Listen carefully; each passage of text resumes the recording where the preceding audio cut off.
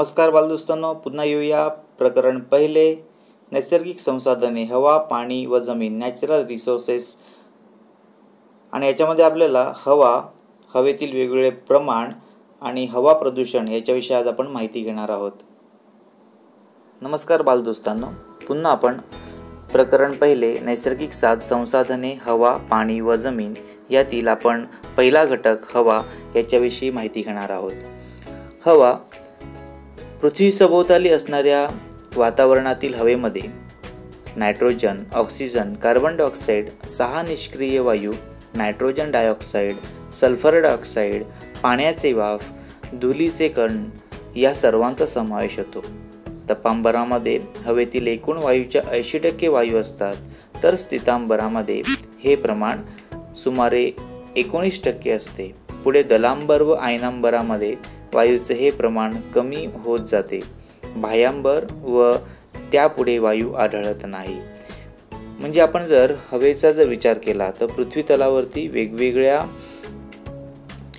पद्धतीने हवेमध्ये वेगवेगळे वायू भरलेले आहेत. त्याच्यामध्ये नायट्रोजन, ऑक्सिजन, कार्बन डायऑक्साईड, 6 निष्क्रिय वायू, नायट्रोजन डायऑक्साईड, सल्फर डायऑक्साईड, पाण्याची वाफ व धुळीकण यांचा समावेश होतो. सर्वात जास्त जी वायू आहे ते तपांबरामध्ये आहे. 80% वायू ही तपांबरामध्ये आहे. म्हणजे जमिनीपासूनचा पहिला जो थर आहे त्या पहिल्या थरामध्ये 80% वायू असतात. त्याच्यावरती गेलं तर त्याला स्थितांबर असे म्हणतो. त्याच्यामध्ये 19% हे वायूचं प्रमाण असतं. त्याच्यानंतर दलांबर व आयनांबर हे त्याच्यावरचे थर आहेत. ह्याच्यामध्ये अजून प्रमाण ते कमी होतं. आणि बाह्यांबरामध्ये तुम्हाला वायूच आढळत नाही. मग तुम्हाला वरती एक प्रश्न विचारला आहे, वातावरणाचे 5 थर कोणते? तर आपल्याला सांगता येऊ शकतील. वातावरणाचे 5 थर तपांबर, स्थितांबर, दलांबर, आयनांबर आणि बाह्यांबर असे तुम्हाला 5 थर असलेले दिसून येऊ शकतील. तुमच्या असे लक्षात येईल की पृथ्वी सभोवताली असलेल्या अनेक वायूंचे मिश्रण व वातावरणाचा एक प्रमुख घटक म्हणजे हवा होय. वायूंबरोबर धुलीकण, पाण्याची वाफ यांचा देखील समावेश हवेत होतो. हवेतील वायूंचे प्रमाण भूपृष्ठाजवळ जास्त व जसे वर जावे तसे ते प्रमाण कमी होत जाते. तुम्हाला या ठिकाणी आता हवेतील विविध घटकांचे वायूचे प्रमाण तुम्हाला दिसतंय. सर्वात जास्त जो रंग दिसतोय तुम्हाला त्यामध्ये नायट्रोजन म्हणजे हवेमधला सर्वात जास्त वायू असलेला घटक कोणता? त्याचं उत्तर येईल नायट्रोजन. नायट्रोजनचं प्रमाण 78% असते. त्याच्यानंतर लाल रंगामध्ये ऑक्सिजनचं प्रमाण दाखवलेलं आहे. ऑक्सिजन या वायूचे प्रमाण 21% असतं. ॲर्गॉन या वायूचं प्रमाण 0.9% असतं. कार्बन डायऑक्साईड बघितला तर कार्बन डायऑक्साईडचं प्रमाण 0.03% असतं व इतर वायू व घटक ह्याचं प्रमाण 0.07% असतं. म्हणजेच हवेमध्ये सर्वात जास्त प्रमाण हे नायट्रोजन वायूचं आहे. त्याच्यानंतर ऑक्सिजन जो आपला प्राणवायू आहे आणि या ऑक्सिजनचं प्रमाण 21% आहे. कार्बन डायऑक्साईड प्रमाण तुम्हाला कमी दिसते, परंतु याचं प्रमाण आता हळूहळू वाढत चाललेलं आहे. कारण प्रदूषण आणि विविध उद्योगधंदे याचा नकळत परिणाम आपल्या पर्यावरणावर दिसून येतो आणि कार्बन डायऑक्साईडचं प्रमाण वाढत असल्या कारणाने जागतिक तापमान वाढ आता होताना दिसत आहे. त्यामुळे या सर्वांचं प्रपोर्शन, हे सर्वांचं प्रमाण आपल्याला आता मेंटेन करणे गरजेचं आहे. यानं तुम्हाला हवेतील वेगवेगळ्या वायूंचे उपयोग सांगितलेले आहेत. पहिला तुम्हाला घटक दिसतोय तो म्हणजे नायट्रोजन. सजीवांना आवश्यक प्रथिने मिळवण्यास मदत करतो. अमोनिया निर्मितीमध्ये तसेच खाद्यपदार्थ हवाबंद ठेवण्यासाठी या नायट्रोजनचा उपयोग होतो. आपल्याला जे प्रोटीन्स मिळतात, प्रोटीन म्हणजे प्रथिने, या प्रथिनांचा जो काही आपल्याला शरीरामध्ये शिरकाव होतो तर ते प्रथिने मिळवण्यासाठी वनस्पतीला नायट्रोजनची गरज असते. अमोनिया निर्मिती आणि वेगवेगळे हवाबंद खाद्यपदार्थ असतात ज्याच्यामध्ये हवा भरून ते खाद्यपदार्थ काही दिवस टिकून ठेवलेले असतात. यामध्ये नायट्रोजन या वायूचा वापर केला जातो. ऑक्सिजन ज्याला प्राणवायू म्हणतो आपण, सजीवांना श्वसनासाठी ह्या ऑक्सिजनचा उपयोग होतो. श्वसन म्हणजे श्वास घेण्यासाठी, ज्वलन म्हणजे एखादी वस्तू जाळण्यासाठी या ऑक्सिजनचा आपल्याला वापर होतो आणि या ऑक्सिजनला प्राणवायू म्हणतो आणि ह्याचं प्रमाण 21% आहे. आपण मगाशीच बघितलं. कार्बन डायऑक्साईड, वनस्पती अन्न तयार करण्यासाठी कार्बन डायऑक्साईड वापरतात. अग्निशामक नळकांड्यांमध्ये याचा देखील वापर केला जातो. वनस्पतीला कार्बन डायऑक्साईडची गरज लागते आणि वनस्पती प्रकाश संश्लेषण क्रियेद्वारे स्वतःचं अन्न स्वतःच बनवतात. ह्यामध्ये कार्बन डायऑक्साईडची भूमिका महत्त्वाची असते. या कार्बन डायऑक्साईड तो वापरून वनस्पती आपलं अन्न स्वतःच बनवतात आणि त्याच्या बदल्यात ऑक्सिजन हा वायू ते पुन्हा वातावरणामध्ये आपल्याला देतात आणि या संतुलनामुळे आपल्याला झाडं लावल्यामुळे मोठ्या प्रमाणात ऑक्सिजन मिळतो, परंतु हवेमधला कार्बन डायऑक्साईड हे शोषण्याचं काम देखील वनस्पतीमार्फत होत असतं. अग्निशामक नळकांड्या, ज्याला आपण फायर ब्रिगेडच्या वेगवेगळ्या पंप्स असतात, त्या पंपमध्ये फायर ब्रिगेडच्या वेगवेगळ्या त्या सिलेंडर्समध्ये आग विझवण्यासाठी या कार्बन डायऑक्साईडचा वापर केलेला दिसून येऊ शकतो. तुम्हाला अजून वेगवेगळ्या वायूंमध्ये ॲर्गॉन, हेलियम आणि निऑन या तिघांचा तुम्हाला समावेश दिलेला आहे. ॲर्गॉन विजेच्या बल्बमध्ये याचा वापर होतो. ॲर्गॉनचा वापर विजेच्या बल्बमध्ये होतो. हेलियम नावाचा घटक आहे.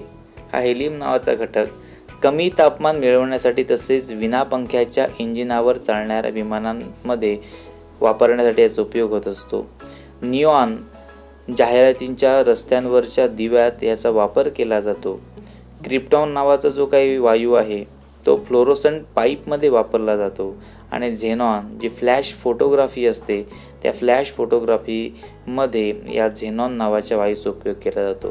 म्हणजे हेही असे वेगवेगळे इतर असे वायू आहेत की त्याचा देखील वेगवेगळ्या ठिकाणी वेगवेगळ्या पद्धतीने आपल्या आवश्यकतेनुसार त्याचा वापर केलेला दिसून येऊ शकतो. म्हणजे हे सर्व वेगवेगळे वायू आहेत ते हवेमध्ये आपल्याला आढळतात आणि या वायूंच्या वापरामुळे विविध कामं आपल्याला होताना दिसून येऊ शकतात. तुम्हाला अजून एक पुढचा मुद्दा दिलेला आहे. तुम्हाला एक 3 चित्र दिसते. हवा हा घटक खूप महत्त्वाचा आहेच, परंतु या चित्रामध्ये आपल्याला असं दिसून येते की या चित्रामध्ये वेगवेगळ्या माध्यमातून धूर प्रकट होताना दिसतोय, धूर निघताना दिसतोय. पहिला जो धूर आहे तो वेगवेगळ्या कंपन्यांमधून निघालेला धूर आहे. दुसरा जो धूर आहे तो वाहनांमधून निघालेला धूर आहे. तिसरा जो आहे तो वणवा लागलेला आहे, जंगलाला आग लागलेली आहे, त्याच्या जाळण्यामुळे निघालेला धूर आहे. मग हे सर्व चित्र बघून आपल्याला असं कळेल की हवा ही जरी चांगली जरी असली तरी या घटकांमुळे हवेचं मोठ्या प्रमाणात प्रदूषण होतं. मग वायू प्रदूषण म्हणजे नेमकं काय, हवा प्रदूषण म्हणजे नेमकं काय? वरील सर्व चित्रात धुरांचे उत्सर्जन विविध माध्यमातून होताना दिसत आहे. हा धूर थेट वातावरणातील हवेत मिसळतो, त्यामुळे हवेतील घटकांचा समतोल बिघडतो. यालाच वायू प्रदूषण असे म्हणतात. म्हणजेच वेगवेगळे वायूचे जे प्रमाण आहेत ते प्रमाण या ठिकाणी बदलले जातात आणि प्रमाण बदलल्यामुळे वेगवेगळे वायू यांचं प्रमाण मोठ्या प्रमाणामध्ये बदलल्यामुळे, कार्बन डायऑक्साईडचं प्रमाण जास्त प्रमाणामध्ये वाढल्यामुळे आपल्या हवेमध्ये जे काही बदल होतात, अनावश्यक बदल होतात, ते अनावश्यक बदल या वायू प्रदूषणामुळे, हवा प्रदूषणामुळे होताना दिसून येऊ शकतात. याला कारणीभूत कोण आहे?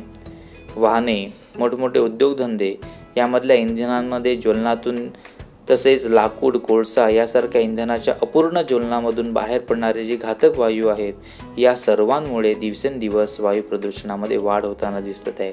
आपण ज्या ज्या वस्तूंना जाळतो त्या प्रत्येक वस्तूतून, मोठ्या फॅक्टरीमधून, उद्योगधंद्यामधून निघालेले जे काही वायू आहेत, या सर्वांमुळे आपण जी वीज वापरतो ही कोळसा जाळून वीज वीज बनवलेली असते. तर ह्या कोळसा जाळून निघालेल्या इंधनाच्या ज्वलनाने निघालेल्या धुरामुळे देखील मोठ्या प्रमाणात वायू प्रदूषण होते.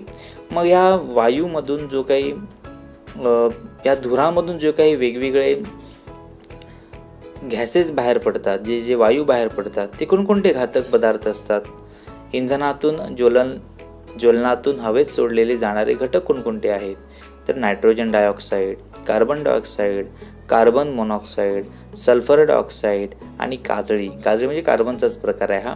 तर या पद्धतीने वेगवेगळ्या प्रकारचे वायू, घातक वायू हे हवेमध्ये सोडले जातात आणि ह्याला कुठेतरी आळा बसला पाहिजे, जेणेकरून आपल्या आजूबाजूचा परिसर, आजूबाजूचं पर्यावरण चांगलं होईल आणि नकळत आपल्या पर्यावरणाचं रक्षण होऊ शकेल. तर आज आपण काय शिकलो? तर आज आपण हवेतील वेगवेगळ्या विविध थरांची माहिती घेतली, वेगवेगळ्या वायूचं प्रमाण किती आहे त्याच्याविषयी माहिती घेतली, वेगवेगळ्या वायूंचे उपयोग काय आहेत आणि हवा प्रदूषणामध्ये कोणकोणते घटक बाहेर पडतात या संदर्भातली आपण माहिती घेतली.